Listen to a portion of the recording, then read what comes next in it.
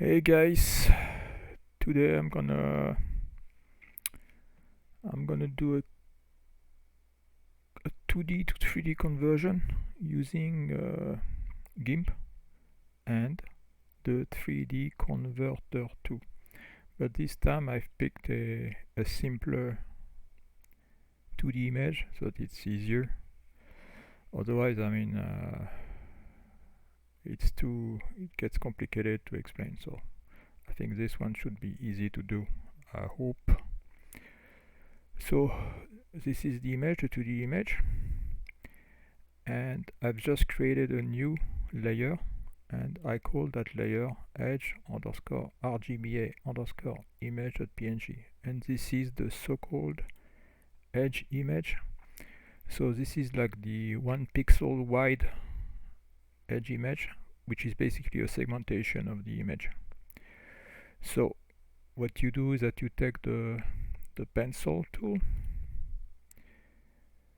no anti-aliasing, and you take the smallest size, which is it should be 1, and the color, you can use whatever color you want, but usually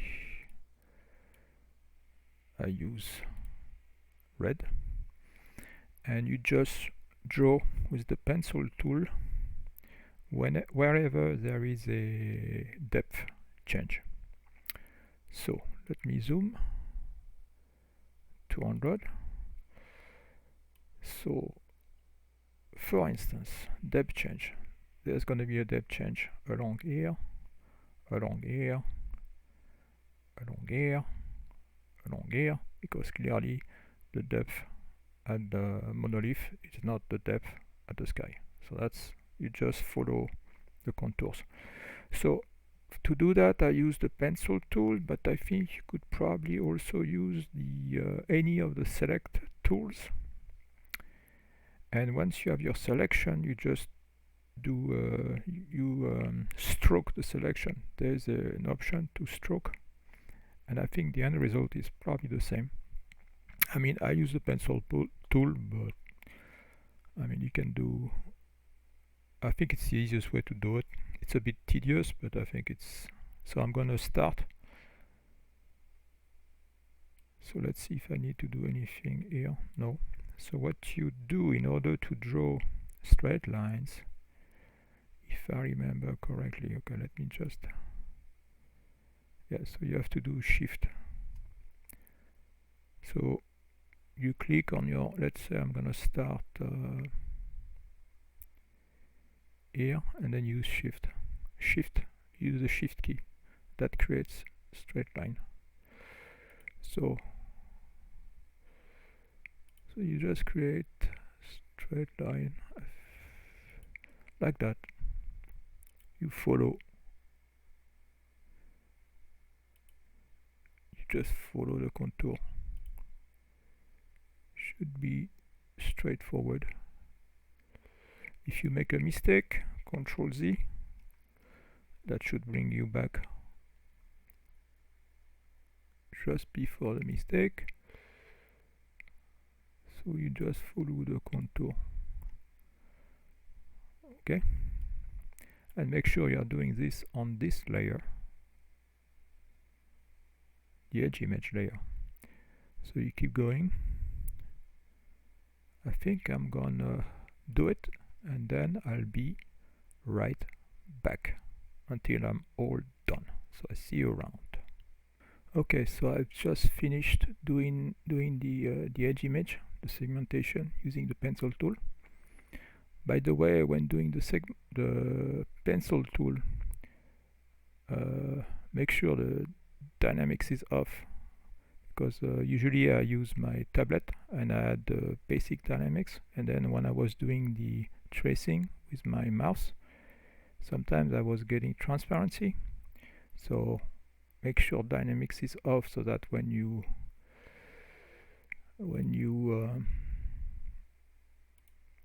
draw, like here, let me go back to red. When you draw, let's go to even bigger. So when you draw, you click shift, it should look like that, like a staircase. That's what it should look like. Okay, that's good. 1 pixel wide. That's perfect. That's what it should look like. Alright, so let me get rid of this. Oh no.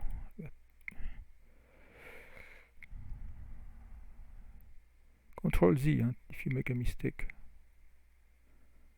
Boom. So let's see how it looks like.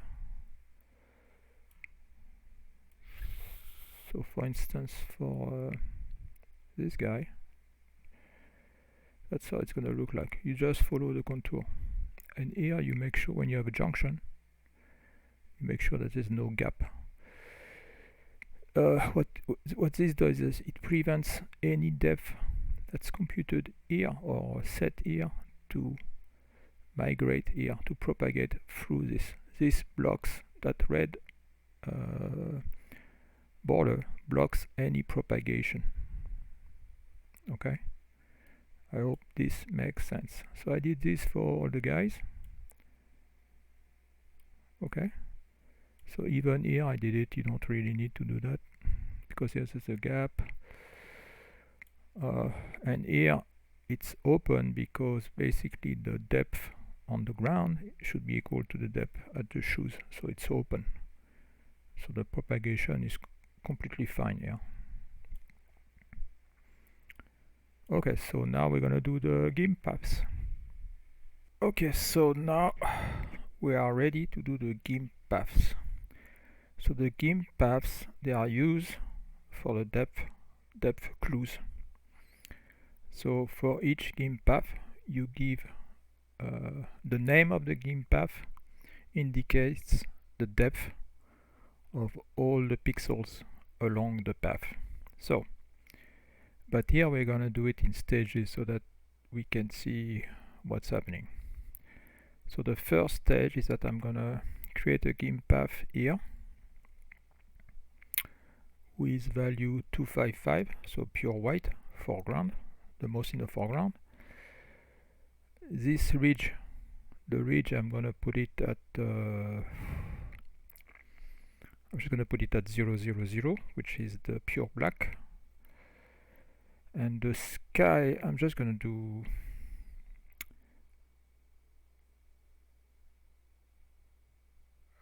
the sky. Actually, I don't have to do anything because if I put 0 here, then the sky will get the 0.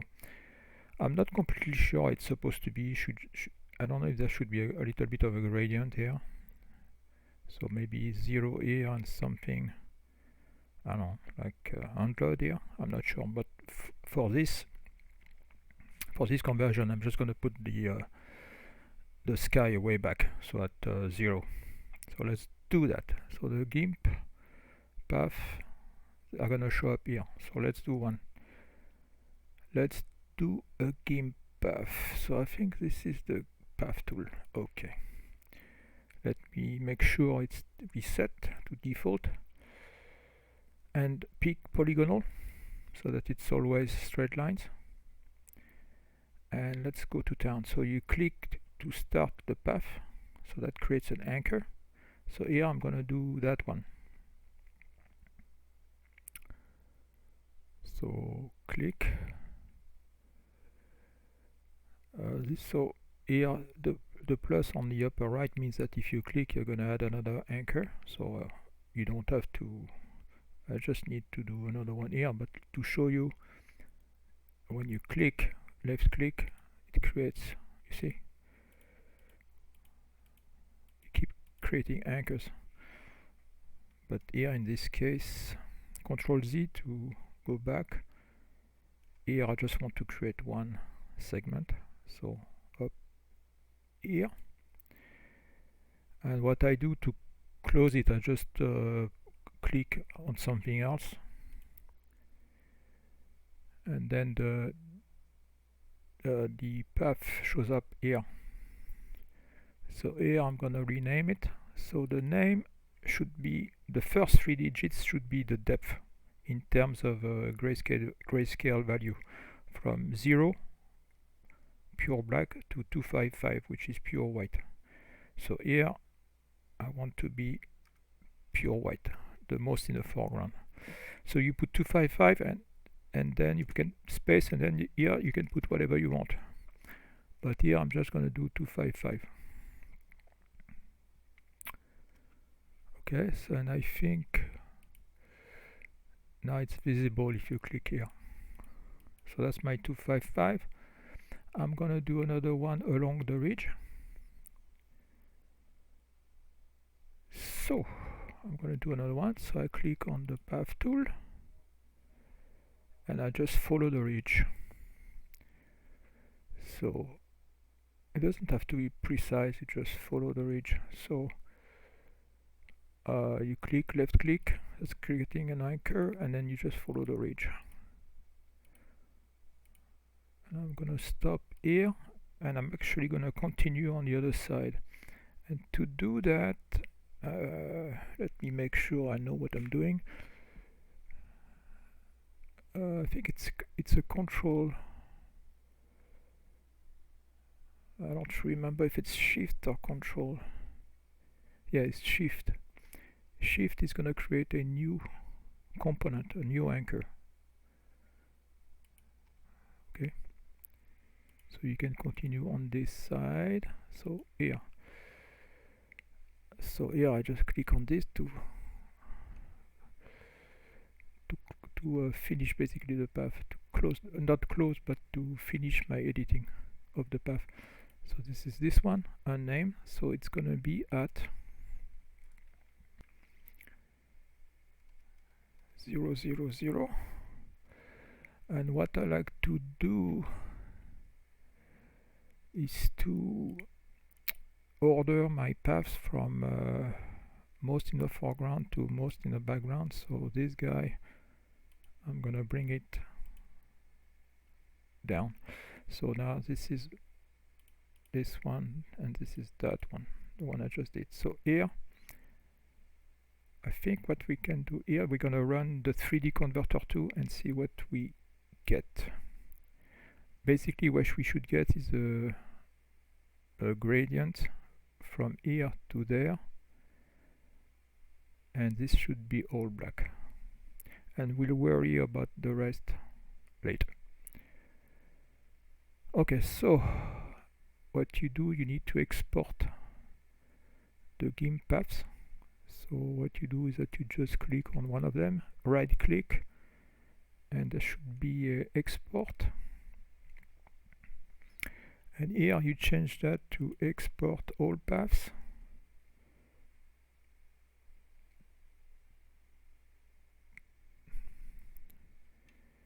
And the name, I don't remember the name, hold on.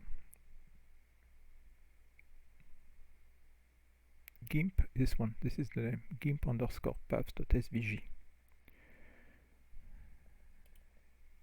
Okay, so GIMP underscore paths.svg. So save. Oh, okay, select, okay, yes. So I'm in documents,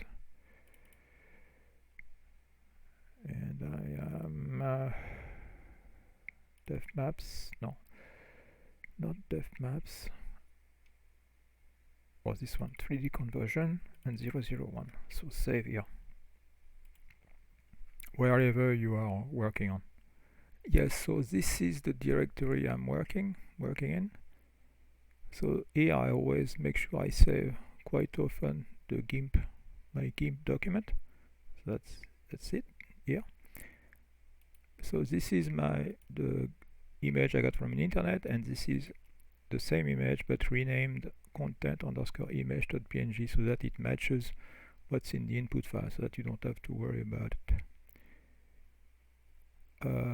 The only thing that's missing is the edge image, so I'm gonna add that. So you go back to the GIMP and you go back to your layers, and here this is the edge image, the edge RGBA edge underscore RGBA image.png, and the name I gave to the layer is the name of the output file. So that's easy to remember. So you do file, export as edge underscore RGBA underscore image.png. Export. Okay. So now we can run the 3D. Okay, so it's here. Content image.png. Not sure why I called it. It should be this. This is the edge RGBA image. Okay, so I just double click on this. So I assume you know how to install the 3dconverter2. I made a few videos on that, so you can just look at them if you're not sure. So here I'm just going to double click on the batch file. So this is the 3dconverter2, and it's going to create our first depth map. It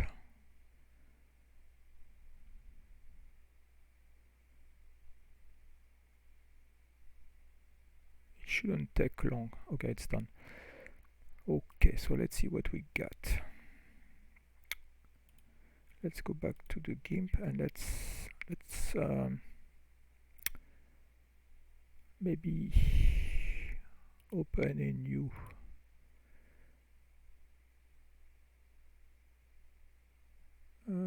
should we open a new one? Nah. So this is the output, this one.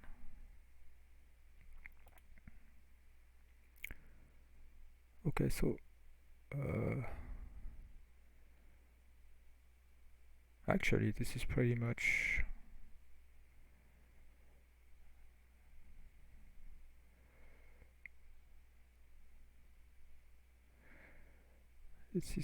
pretty much what we want, but we're gonna not quite. What we need to do is to no, I think I'm gonna open as layer. Let's open as layer this one.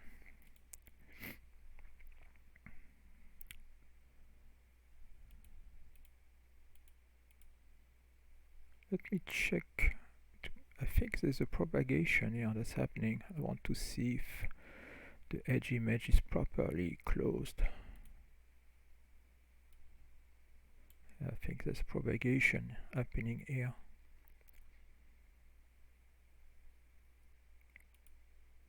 Yeah, I didn't close it. So let me fix that. Okay, I'm back. Yeah, there was this was missing in the edge image, and I just fixed that. So, and here I've just rerun the 3dconverter2, and this is what I get.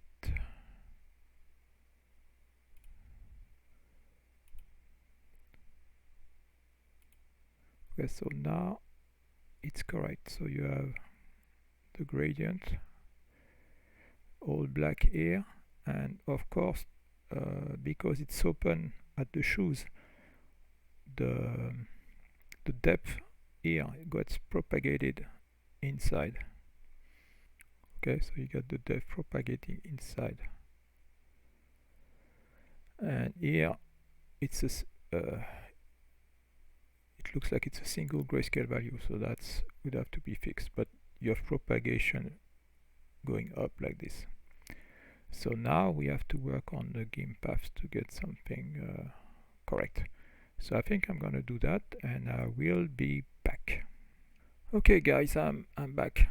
I've worked my GIMP paths, and I generated my final depth map, I think, and this is how it looks like. So I loaded content image and the dense depth map image into devplayer.hugocapital.com, and this is what I get. So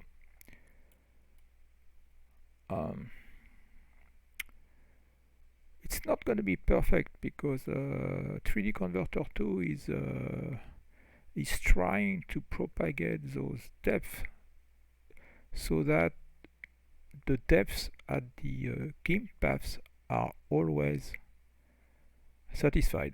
So, and of course, sometimes when you put the GIMP paths, you can create incompatibilities, if you will. So 3D Converter 2 tries to, propagate the depth as best as it can with all the constraints it's got. And the constraints come from the GIMP paths because 3D Converter 2 has to maintain the depth given at the GIMP paths. So there are some constraints. So it's like a least squares solution. It's not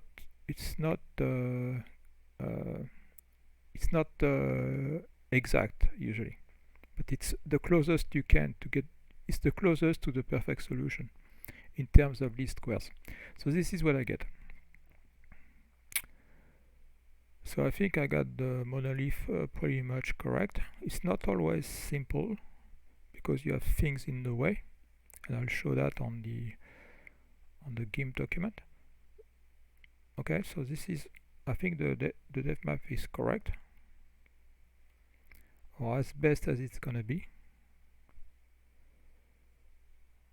Okay, and I think I'm probably gonna put it on Facebook. So see, if you want to see it on Facebook, just befriend me on Facebook, and I'll friend you back, of course, and then you can see it as a Facebook 3D photo. So let's go back to the GIMP apps, shall we? So this is the final depth map, the one outputted by the 3D Converter 2. And let's go back to my things with all the GIMP paths. So I want to explain a little bit my logic. So these are the GIMP paths. And I'm going to try to explain why I need them. So let's zoom a bit, and I'm going to look at the monolith here, because that's the key. Maybe even zoom a little bit more. 200. Yes, so here the problem is that if I only have this GIMP path and that GIMP path, I'm never going to get the gradient correctly because of him. He's in the way. The depths cannot propagate through that red edge, through that red contour. So it's blocked here, which is why I have to put a GIMP path here and another here, so that the depth can go from here to there, and then from here to there. If you don't put those, it's not gonna propagate correctly. I mean, if there is nothing, then you don't need this guy. This is totally fine to have just this one and that one. You don't need this one. But because of him, bit tangent here, I have to do some work here. So for the other guys, I didn't have to do anything with respect to their depth. The depth was correct, it was just propagating from the ground. But for him, he was a bit too much behind, so I had to force. I have to force. So it's this one. So this one, the 206. I don't think I needed to do such a complicated GIMP path, but I wanted to make sure that the propagation had no problem. I think you could just put a very small GIMP path around here, and that should have been enough. Other things, if you look very closely, I put a path even in that hole. There's a little GIMP path here. Okay, there's a little one here, which is this one, the 156. I mean, you don't really have to do it, but if you really want to do it, you can. What else I did? Yeah, here there's a GIMP path here, right there. show you. Oh, hold on. No, he's not seeing it. Let's zoom a bit. There's a gimp path here. Yeah, see it? This one, the 0.95. So it's at depth 0.95 in terms of grayscale value. If I don't, I have to put it, otherwise he doesn't get the depth from here. Okay, he just gets the depth, it propagates from here, which is wrong. The depth here is the same as the depth here. This depth and that depth are the same. And the value, you can get it from your current depth map. Even though it's not correct here, you can still get the depth here. So what else I did? Same thing here. It was the same problem. I had to put something here, so the depth that I put for the gimp path is the same as the depth here. So I just use this tool on the depth, my current depth map, the color picker tool, to get the depth here, and I'll just create a gimp path with that depth. So hold on, let me get this one, this path 0.76. What else did I do? I don't think I did anything else really. I did the same thing on the other side of the monolith because you have the same problem. Let's do 200, yeah. Having just this gimp path and that gimp path to get the gradient, it's fine here. The problem is you cannot do it here because there's a the path is broken by him. What's his name? John Entwistle, something like that. John Entwistle. So I cannot. I need to have another one here. So here I can get the gradient, and here it's not that big of a deal. So here it's probably gonna be wrong. But because of him, I need to put that guy here. What else? I think that's pretty much it.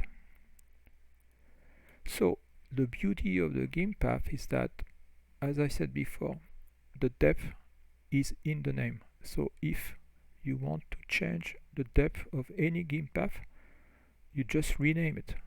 So instead of 196, you put 187, for instance, and then you just export and you rerun the 3dconverter2. That's all you have to do. If you screw up the positioning of a gimp path, you just, let me see, you click on it. Hold on. You click on it. So now you have control and you can edit it. So it's this one, the 140. And all you have to do is, if you screw up, you just do this. You can move it, do whatever you want. You can add an anchor point. You can do a lot of things. Here I'm not going to do anything, of course. But you get the idea. And all you have to do is re-export the gimp paths and rerun the 3dconverter2. You don't have to delete the gimp path, you just need to edit it. Either edit the gimp path or you rename it. Okay, so that's about it. So I think I'm gonna stop here. And as you can see, even though it's a pretty simple image, you still have to work on it. So I think altogether it took me probably, I don't know, I would say altogether 1 hour. And I am used to it, so if you've never done it, it's probably going to take you a bit longer. But I mean, you get like everything, you get used to it. So anyway, if you like this kind of content, please like, comment, subscribe, and I'll try to make more videos. So see ya.